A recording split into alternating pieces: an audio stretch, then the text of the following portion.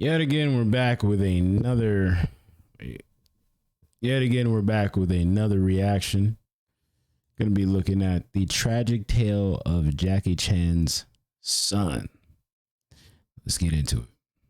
Jackie Chan's only son hasn't had the easiest life. Between an unsuccessful film career and the time he spent in prison, JC Chan has been unable to live up to the high standards set by his father, and it all began with JC's luxury upbringing after his birth in 1982. At this point in time, Jackie Chan was permanently busy with acting and would therefore spend only 2 weeks per year with his son, which was, quote, contained in the household as they were too famous to go outside. His father's busy schedule meant that JC was raised almost entirely by his mother, who began to spoil him with luxuries afforded by Jackie Chan's fame and fortune. Jackie wrote in his memoir, when he was little, JC never had to worry about having enough food, how to pay his school fees, or if he needed to be driven anywhere. I would arrange it all. I regretted that later. No one should have such a good life from their birth. Exactly. Money shouldn't be raising your son. You should have been there, but I mean, at the same time, you're like he's one of the biggest movie stars in the world. So it's like, you know, you gotta pick a fair trade-off here. Jackie Chan clearly believed this, as his upbringing was almost the opposite. Brought up in dirt poor conditions by refugee parents who couldn't even afford to pay for his birth, Jackie Chan was forced to develop discipline as well as an appreciation for scarcity. In addition to this, Jackie Chan's youth consisted of drama training all day long, from 5 AM to 11 PM with breaks for lunch and dinner. When he misbehaved, he was beaten with canes. When he fell ill, he was told to suck it up, which Jackie Chan has since highlighted as beneficial in comparison to his son's upbringing. I really thank you, my teacher, that tortured me, becoming really, we never drop one rice on the table. Whenever I go back my home, I see my son's shoes, one like this, one like this. One socks, not the socks. No discipline. JC's cushy childhood led Jackie Chan to write in his book, when he was a teenager, I definitely didn't think JC was pushing himself hard enough. I'd work all day, go jogging at night, then get back and see that he'd gone to bed, even though it was only 9-something. I'd grumble, he's asleep already. I'd storm out in a bad mood and go jogging again, thinking when I was his age, I wished he could follow me around all day to see how much I did. Sometimes I'll have 8 meetings in a row, right up until midnight, then I'll go home, do some exercise and read scripts. JC's clear lack of drive and ambition in comparison to his father. He couldn't dictate the same discipline into his son that he was taught as he was younger. That's interesting. Interesting how disciplined Jackie Chan is, man.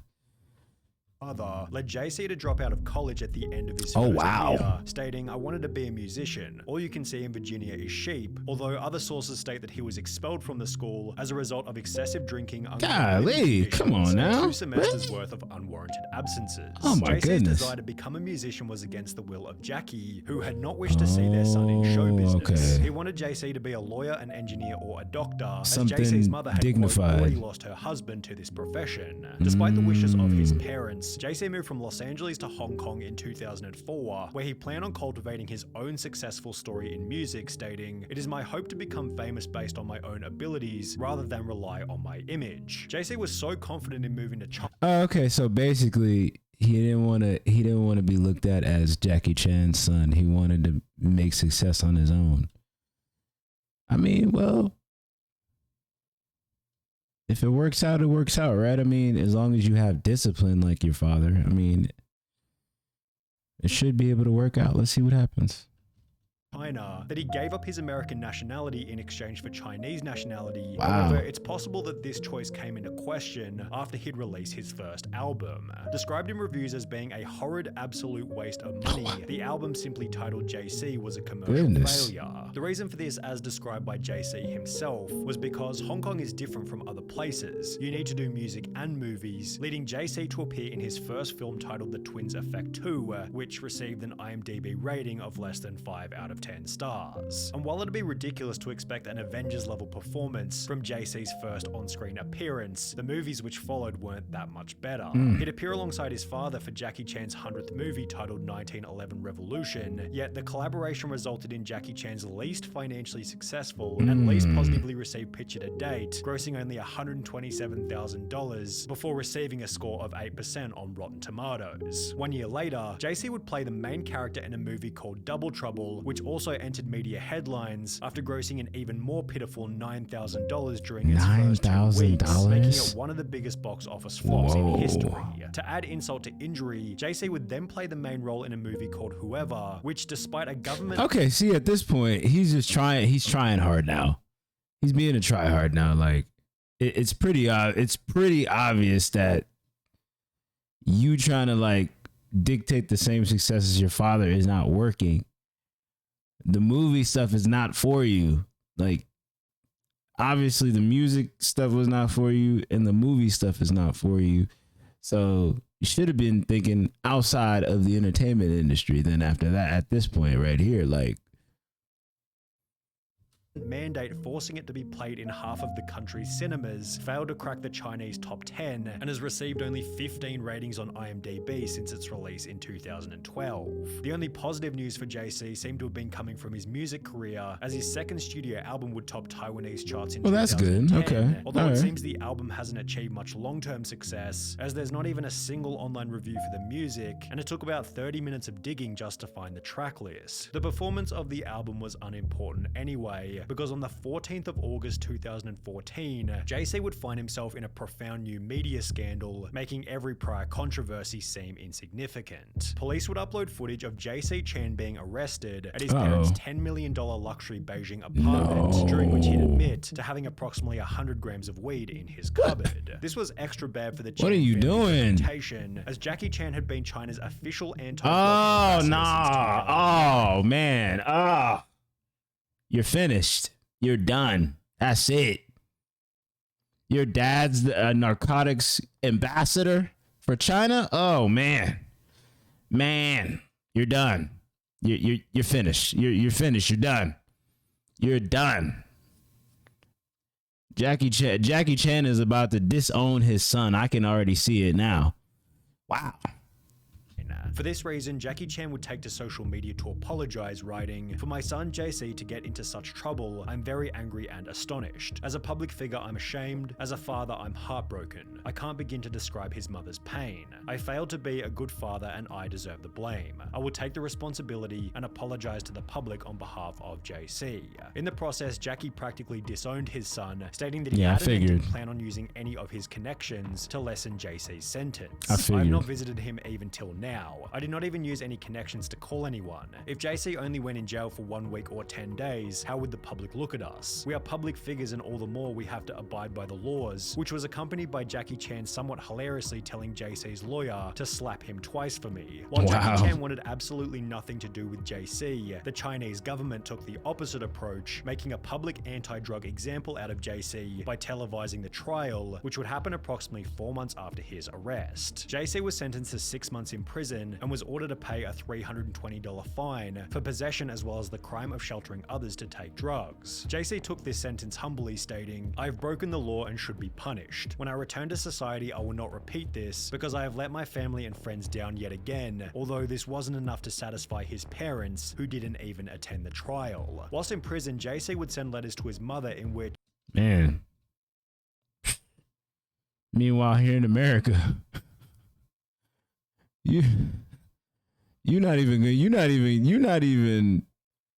I don't even think in some states here in America you can even, that's not, jeez, you went to jail for 6 months for 10 grams of weed. That's not even happening over here. Wow. 10 grams, 6 months. I mean, 6 months ain't, not no long sentence, but I mean, still, bro went to jail for weed. It's wild. He explained that he experimented with drugs because of the bad crowd he was mixing with, and started relying on drugs to soothe himself whenever he felt upset. JC also wrote about the struggles he faced growing up in a famous... Bro, your dad is Jackie Chan, bro. Like, what? Your dad is Jackie Chan. What you got to be depressed about? What you got to be upset about, bro? I mean, I understand Jackie Chan is like a very strict parent and everything like that, but bro, he just want what's best for you. Like, Which, that's crazy, bro. His family and revealed that the expectations of fame placed a lot of pressure on him. He then expressed his unhappiness with Jackie for not showing him enough concern. However, his father wasn't rushing to offer any kind of sympathy. Jackie Chan would state in an interview, Jackie Chan said, "I I don't care. Anti-drug ambassador for life. I even hope that after JC is out, he can be an anti-drug ambassador too, telling everyone to stay away from drugs," which was followed by Jackie stating publicly that he supports the death penalty for certain serious offenses. Additionally, Jackie Chan would announce that he would donate the entirety of his reported $350 million net worth to charity and not pass it on to his son JC, adding if he is capable he can make his own money, if he is not then he will just be wasting That's tough money. love for you. The problem is JC's earning capacity has been stifled pretty severely as a result of the public sentencing. For example, in the 3 years prior to his arrest, JC acted in 10 different movies. However, since his imprisonment almost 10 years ago, he's appeared in only 3 films, one of which he wasn't even credited for as a result of the scandal. JC also lost endorsements from Adidas, Nivea, Yishion, Johnson & Johnson contact lenses, Stride Gum, KFC, and Chevrolet, with this rock bottom causing him to return to America, even though he was no longer a citizen there. The father and son still share a residence in Hong Kong, though they don't spend much time together. As an actor, a businessman, and his city's unofficial goodwill ambassador at large, Jackie Chan has a busy schedule. The two seem to have reconciled since JC moved back to the USA, yet JC continues to differ himself, stating, "I don't want to always follow my dad's footsteps. I want to be different," adding that he's tired of being a person in his father's shadow. Since moving back to the US, JC has made efforts to turn his life around, directing his first film in 2021 titled Goodnight Beijing, and according to IMDb, he has another 2 movies on the way. That's good. That's great. That's good. That's good to hear, man. Glad I'm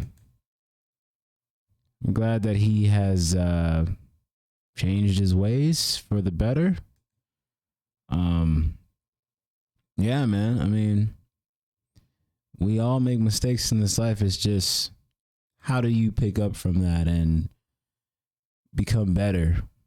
You know? Hopefully Jackie Chan and his son, like, their relationship, like, comes back full circle. You know, even though there are things that have happened that have caused there to be a rift with both of them, hopefully, you know, everything just comes back full circle. Because at the end of the day, that is his dad. And at the end of the day, that is Jackie, that is your son. So